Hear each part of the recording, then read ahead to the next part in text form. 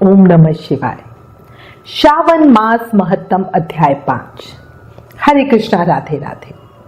श्रावण मास महत्तम के अध्याय 4 में भगवान शिव ने ब्रह्मा पुत्र सनत कुमार को धारण पारण व्रत, मासोपवास व्रत और रुद्र वर्तिका व्रत आदि की विधि के साथ वैश्या सुगंधा की कथा सुनाई थी।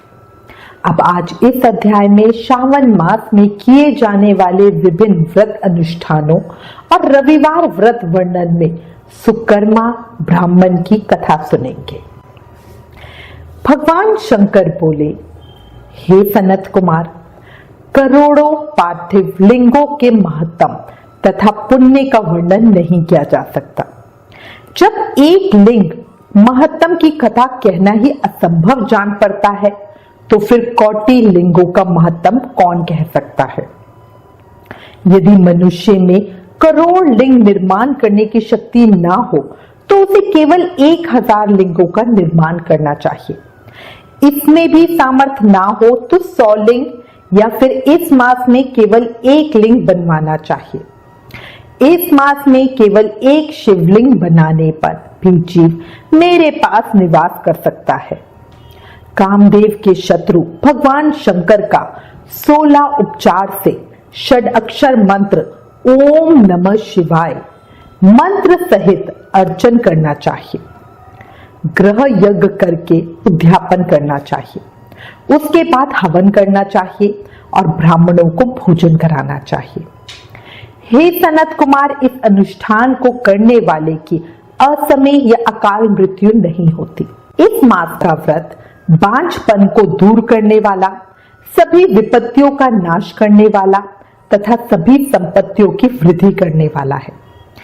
यह व्रत सभी तरह के रोग, शोक, संताप मिटाता है, ऐश्वर्य में वृद्धि करता है।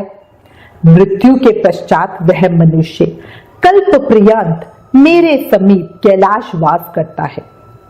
जो मनुष्य श्रावण मास में पंचामृत से शिव जी का अभिषेक करता है वह सदा पंचामृत का पान करने वाला, गोधन से संपन्न, अत्यंत मधुर भाषण करने वाला तथा त्रिपुर के शत्रु भगवान शिव को प्रिय होता है।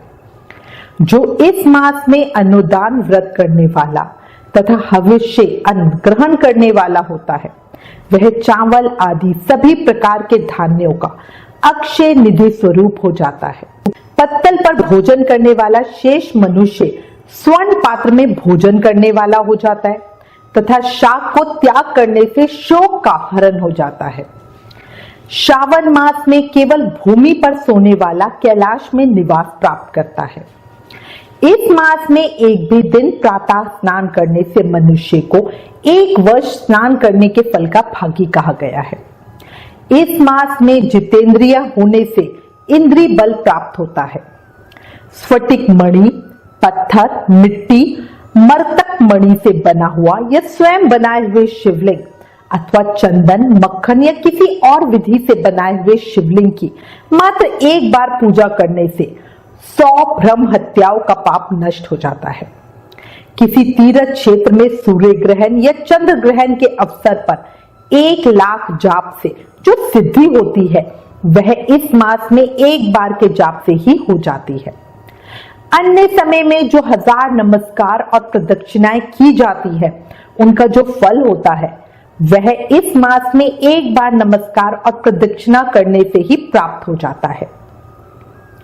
यह महीना मुझे अत्यधिक प्रिय है। इस महीने में वेद पारायण करने पर भी सब वेद मंत्रों की अच्छी तरह सिद्धि हो सकती है। जो इस मास में श्रद्धा से स्वाध्याय करता है अथवा पुरुष सूक्त का आलस्य त्याग कर 100 पाठ करता है, ऐसा करने वाला मनुष्य ब्रह्म हत्या आदि अनेक पापों से मुक्त हो जाता है, इसमें कोई भी संदेह नहीं है। हे सनत कुमार, गुरु पत्नी के साथ संसर्ग जन्य पाप के लिए यही महान प्रायश्चित है। इसके समान पुण्यप्रद, पवित्र तथा पाप नाशक कुछ भी नहीं है। पुरुष सूक्त के जाप के बिना इस मास में एक भी दिन व्यतीत नहीं करना चाहिए। जो मनुष्य इस फल को अर्थवाद कहता है वह नरकगामी होता है। इस महीने में समिधा, चारू, तिल और घी से ग्रह यज्ञ होम करना चाहिए। शिव के रूपों का भली भांति ध्यान आदि करके धूप, गंध, पुष्प, नैवेद्य आदि से पूजन करना चाहिए और अपने सामर्थ्य के अनुसार कोटि होम, लक्ष होम अथवा 10 सहस्त्र होम करना चाहिए। व्याहतियों ओम भूर, ओम भुवः, ओम स्वः के साथ तिलों के द्वारा भी यह ग्रह यज्ञ नामक होम किया जाता है। हे सनत कुमार, इसके बाद अब मैं वारों के व्रतों का वर्णन करूंगा, आप सुनिए। हे अनग, उनमें सर्वप्रथम मैं आपको रविवार का व्रत बताऊंगा।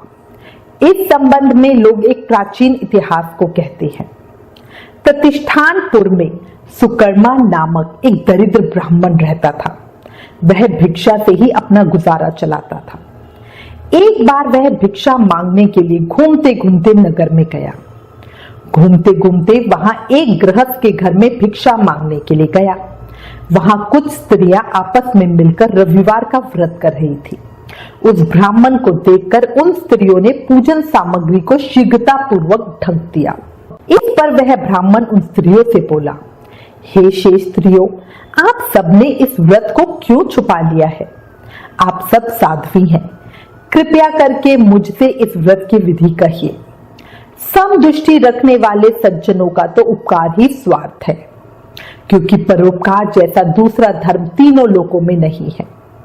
मैं दरिद्र अवस्था के कारण अत्यंत दुखी हूं, अतः आप इस उत्तम व्रत का विधान तथा फल मुझे बताएं। मैं इस व्रत को करूंगा। स्त्रियां बोली, हे द्विज, इस व्रत के करने में आप उन्माद तथा प्रमाद करोगे अथवा भूल जाओगे अथवा इसके प्रति अभक्ति या अनास्था रखने लगोगे तो यह व्रत निष्फल हो जाएगा। अतः आपको यह व्रत कैसे बताऊं? ब्राह्मण ने कहा, नहीं, मैं ऐसा नहीं करूंगा। ब्राह्मण की यह बात सुनकर उनमें से जो एक पौंड स्त्री थी, उसने ब्राह्मण को इस व्रत की विधि बतलाई। उसने कहा, हे ब्राह्मण, श्रावण मास के प्रथम रविवार को मौन रहकर प्रातः ही उठकर नित्य कर्म से निवृत्त हो, ठंडे जल से स्नान कर धान के पत्ते पर 12 परिधि वाला मंडल बनाकर उस पर लाल चंदन से सूर्य के समान गोलाकार बनाओ। उसी मंडल में संज्ञा नाम वाली स्त्री के साथ सूर्य की पूजा लाल चंदन से करो।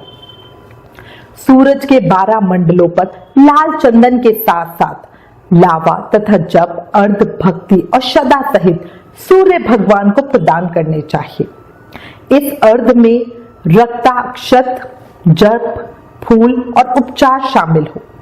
नैवेद्य के लिए नारिकेल बीज और खांड के साथ सूर्य मंत्र का जाप करें।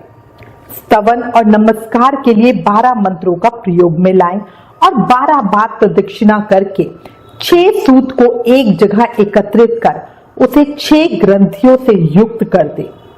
उसे शिव भगवान को समर्पित कर गले में बांध ले।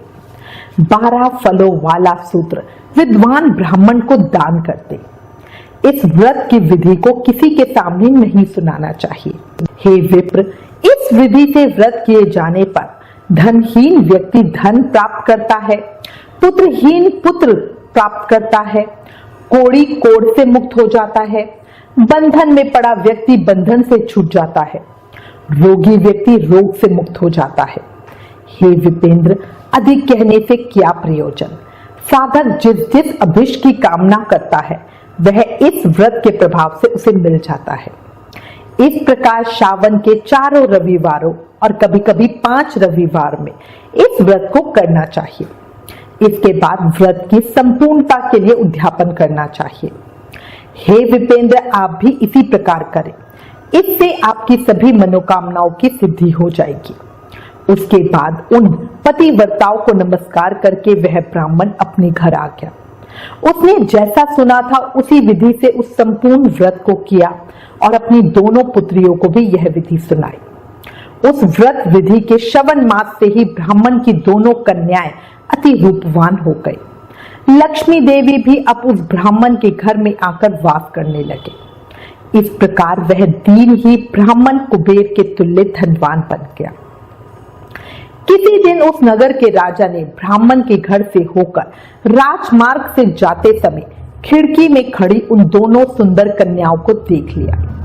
रूप की खान उन दोनों बहनों को देखकर वह देखता ही रह गया। तीनों लोकों में कमल, चंद्रमा आदि जो भी सुंदर वस्तुएं हैं, उन्हें वे दोनों कन्याएं अपने शरीर के अवयवों से तिरस्कृत कर रही थी। उन्हें देखकर राजा मोहित हो गए और क्षण भर के लिए वहीं खड़े हो गए। ब्राह्मण को शीघ्र बुलाकर उन्होंने दोनों कन्याओं को मांग लिया। तब उस ब्राह्मण ने भी हर्षित होकर दोनों कन्याएं राजा को प्रदान कर दी। उस राजा को पति रूप में प्राप्त करके वे कन्याएं भी प्रसन्न हो गई। वे स्वयं इस व्रत को करने लगी और पुत्र पौत्र आदि से संपन्न हो गई। शिव बोले, हे सनत कुमार, इस कथा के श्रवण मात्र से ही सारी मनोकामनाएं पूरी हो जाती हैं। यदि ऐसे व्रत को अनुष्ठान और विधि पूर्वक संपन्न किया जाए तो प्राणी को इहलोक और परलोक में एक सुख मिलता है, अंत में वह मोक्ष पाता है। इस प्रकार शिवस्कंद पुराण के अंतर्गत ईश्वर और सनत कुमार संवाद में श्रावण मास महत्तम में परिकीर्णक नाना व्रत, रविवार व्रत आदि कथन नामक 5वां अध्याय समाप्त। इस 5वें अध्याय को सुनने सुनाने से दरिद्रता का नाश होता है तथा शिवधाम की प्राप्ति होती है। जोर से जयकारा लगाएं और बोले, ओम नमः शिवाय। जय शिव शंभू।